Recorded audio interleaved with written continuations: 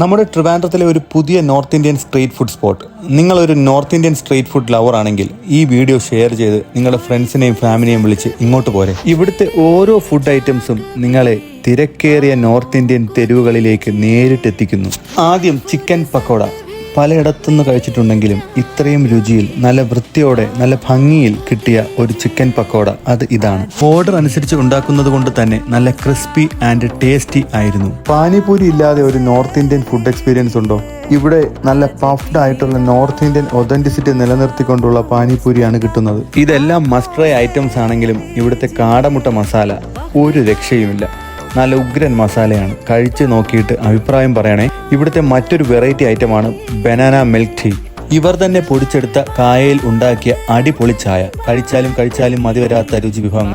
കാരക്കാ മണ്ഡപത്തിൽ നിന്ന് വെള്ളായണിയിലേക്ക് പോകുന്ന വഴി ഇടത്തെ സൈഡിലായിട്ടാണ് ഈ കടയുടെ ലൊക്കേഷൻ വരുന്നത്.